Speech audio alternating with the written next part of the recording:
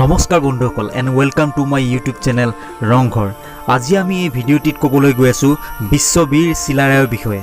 তেতিয়াহ'লে দেৰি নকৰি বলক বন্ধুসকল আজি আমি আমাৰ ভিডিঅ'টি আৰম্ভ কৰোঁ।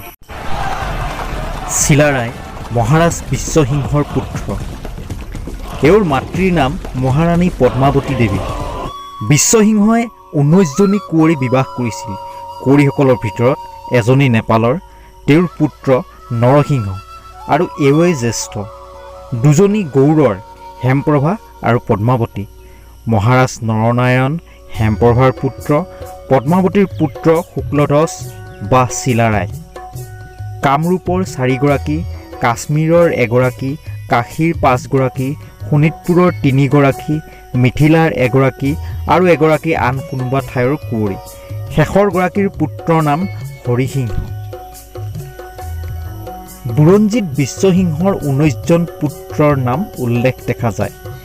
বিশ্বসিংহই এই পুত্ৰসকলৰ ভৱিষ্যত কৰ্ম নিৰূপণ কৰিবলৈ কিছুমান বস্তুৰ টোপোলা বান্ধি একোটা টোপোলা একোজন পুত্ৰক নিবলৈ আদেশ কৰিছিল।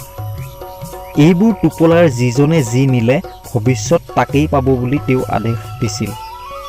প্ৰথম পুত্ৰ নৰসিংহই সোণ পোৱা দেখি তেওঁক বিদেশলৈ যাবলৈ, নৰনাৰায়ণে মাটি পোৱা দেখি নিজ দেশত ৰাজত্ব কৰিবলৈ আৰু চিলাৰায়ে লো পোৱা দেখি তেওঁ ৰণধৰ্ম পালন কৰিবলৈ আদেশ পাইছিল।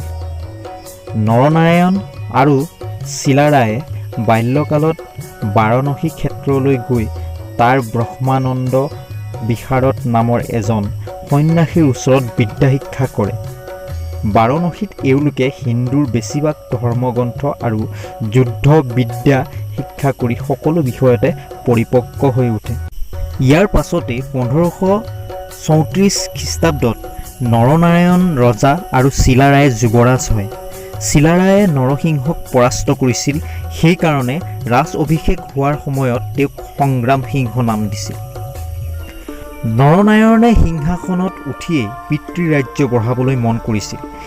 এই সময়ত গৌড় ৰাজ্যৰ অধিপত্যলৈ নানা গোলমাল লাগিছিল। নৰনাৰায়ণে এই সুযোগতে ভায়েক সংগ্ৰাম সিংহৰ দ্বাৰা পশ্চিম আৰু দক্ষিণ ফালে ভালেখিনি ঠাই অধিকাৰ কৰে। কমতা ৰাজ্য ধ্বংস হোৱাৰ পাছত কমতা ৰাজৰ নাতি সুচাৰুচান্দ আহোম ৰজাৰ সহায়ত বেহাৰৰ অধিকাৰ পাইছিল। নৰনাৰায়ণে ইয়াত কুপিত হৈ চিলাৰায়ৰ হতুৱাই তেওঁক তাৰ পৰা খেদি পঠায় আৰু কমতাৰ ৰাজচিহ্ন হনুমান দণ্ড আৰু ছত্ৰ কাঢ়ি নিয়ায়। ইয়াৰ পাছত শুক্লধ্বজে চাৰিওফালৰ ৰাজ্যবোৰ জয় কৰিবলৈ সংকল্প কৰিছিল। আহোমে সুচাৰুচান্দক বেহাৰৰ ৰজা পতা কথাতেই কোচৰাজে অপমান বোধ কৰিছিল আৰু তাৰ পুতক তুলিবলৈ আহোম ৰাজ্য আক্ৰমণ কৰিছিল। এই অভিযান চলোৱাৰ লগে লগে চিলাৰায়ে ভায়েক গোহাঁই কমলৰ হতুৱাই ৰাজধানীৰ উত্তৰ পাৰেদি পৰশুৰাম কুণ্ডলৈ এটা ডাঙৰ আলি বন্ধাইছিল আৰু সেই আলিয়েদি ভীমবল আৰু বাহুবল সেনাপতিৰ অধীনত স্থল, ৰণুৱা আৰু ব্ৰহ্মপুত্ৰেদি ভক্তমল আৰু টেপুৰ অধীনত পানী ৰণুৱা চলায়। বুৰঞ্জীৰ পৰা জনা যায় এই অভিযানৰ স্থল ৰণুৱাৰ সংখ্যা 52,000 আছিল। ভুটীয়াসকলেও এই যুদ্ধ যাত্ৰাত যোগ দিছিল। বৰ সেনাপতি শুক্লধ্বজে স্থলপথে যাত্ৰা কৰিছিল আৰু ঠায়ে ঠায়ে বিগ্ৰহ স্থাপন কৰি দেৱালয় পাতি গৈছিল। সৈন্য সমষ্টিৰ শেষত মহাৰাজ নৰনাৰায়ণ মহাৰাণী ভানুমতীৰ সৈতে যাত্ৰা কৰিছিল। যুৱৰাজ শুক্লধ্বজ হাতী বা ঘোঁৰাত বগা পোচাকেৰে যাত্ৰা কৰিছিল। এই যাত্ৰাৰ চিনস্বৰূপ দৰং ৰাজবংশাৱলীত বহুত চিত্ৰ দিয়া আছে। বুৰঞ্জীৰ পৰা জনা যায় শুক্লধ্বজে তেজপুৰৰ ওচৰৰ ভৰলী নদীত ঘোঁৰাৰে জঁপিয়াই পাৰ হৈছিল। এইকাৰণে সৈন্য সমষ্টিয়ে তেওঁক চিলাৰাই নাম দিছিল। চিলাৰায়ে চিলাৰ দৰে চুৰ মাৰি ৰণ কৰিছিল আৰু সেইকাৰণে তেওঁক চিলাৰাই বুলিও ক'ব পাৰি। চিলাৰায়ে দেৱান বা মন্ত্ৰীৰ কামো কৰিছিল, সেইকাৰণে তেওঁক লোকে চিলাৰাই দেৱান বুলিও কৈছিল। শুক্লধ্বজে অসীম সাহসেৰে আহোমৰ লগত যুদ্ধ কৰি গড়গাঁও অধিকাৰ কৰিছিল। ইয়াৰ পাছত চিলাৰায়ে কাছাৰ আক্ৰমণ কৰে আৰু তাৰ ৰাজধানী মাইবং অধিকাৰ কৰিছিল। কাছাৰ ৰাজে বশ্যতা স্বীকাৰ কৰে। চিলাৰাই দেৱানে কাছাৰত এটা উপনিৱেশ স্থাপন কৰিছিল। ইয়াত বসবাস কৰা লোকবিলাক শুক্লধ্বজৰ জাতি ভাই দেখি পৰৱৰ্তী কালত তেওঁলোকক ধ্যান বা ধিং নামে পৰিচিত হয়। কাছাৰ জয় কৰি উঠিয়েই শুক্লধ্বজে মণিপুৰ, জয়ন্তীয়া, শ্ৰীহট, ত্ৰিপুৰা, খৈৰাম, চট্টগ্ৰাম, ডিমৰুৱা আদি ৰাজ্য জয় কৰি তাক ৰক্ষা কৰিবলৈ ৰাজধানী ব্ৰহ্মপুত্ৰত এদল সৈন্য ৰাখিছিল। কোচ বাস কৰা বাবে পাছলৈ এই নগৰে কোচপুৰ আৰু পাছত খাচপুৰ নাম ৰখা হৈছিল। ব্ৰহ্মপুত্ৰ উপত্যকা জয় কৰোঁতে চিলাৰাই আংগাথুৰি পাহাৰৰ পূব অংশত কোঠ কৰি কিছুকাল থিতাপি লৈছিল। সেইকাৰণে এই পাহাৰক পৰৱৰ্তী কালত চিলাটিং পাহাৰ বোলা হয়।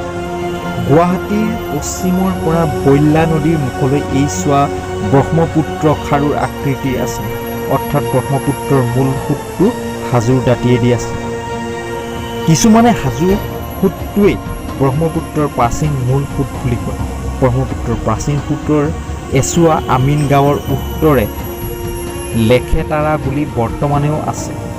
এই কালত উৰ্বশী নামে সৰু জান এটা কামাখ্যাৰ ওচৰেদি বৈ ব্ৰহ্মপুত্ৰত পৰিছিল।